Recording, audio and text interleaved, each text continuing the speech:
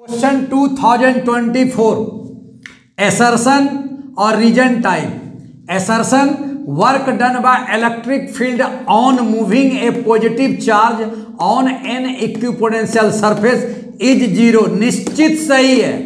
इसका रीजन देखिए, electric lines of force is always perpendicular to the equipotential surface. निश्चित A का reason are completely सही है। ए आपका आंसर करेक्ट है। A R both correct. R is the correct explanation of A है।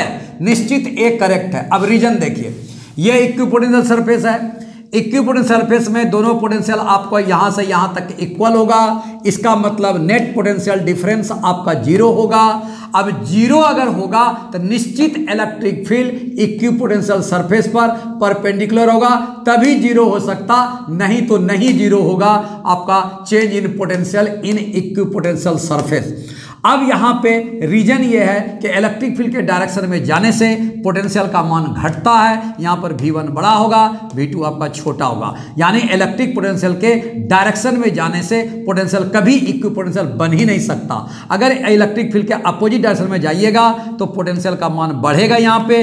इसका मतलब इस लाइन में जाने से पोटेंशियल इक्वल हो ही नहीं सकता, इक्विपोटेंशियल हो ही नहीं सकता। इसका मतलब हर हालत में आपको इलेक्ट्रिक फील्ड को इक्विपोटेंशियल बनाने के लिए नॉर्मल ही जाना पड़ेगा। मैंने नॉर्मल बनाया, जैसे ही नॉर्मल बनाया ये इक्विपोटेंशियल बन जाएगा।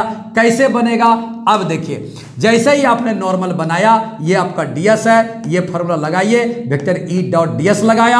अब इसको चेंज इन पोटेंशियल को जीरो करने के लिए आपको हर हालत में इसको 90 डिग्री पर करना होगा, क्योंकि E ds cos थीटा होता है। थीटा 90 डिग्री कीजिएगा तभी ये जीरो होगा, तभी चेंज इन पोटेंशियल आपका जीरो होगा। इसके लिए dv जीरो करने के लिए आपका इलेक्ट्रिक फील्ड को इक्विपोटेंशियल पर 90 डिग्री जाना ही होगा। अब वर्क डन, आप जानते हैं कि पोटेंशियल चेंज इन पोटेंशियल बराबर work done by test charge होता है। ये जीरो हो चुका है, जीरो रख दें, वर्क डन आपका जीरो हो चुका है। यानी वर्क डन को जीरो करने के लिए, इक्विपोटेंशियल करने के लिए, इक्विपोटेंशियल पर परपेंडिकुलर करने के लिए, चेंज इन पोटेंशियल को जीरो करने के लिए इलेक्ट्रिक फील्ड को हर हालत में इक्विपोटेंशियल पर 90 डिग्री जाना होगा। इसलिए ए का कंप्लीट आंसर रीजन आर है। ए इज करेक्ट।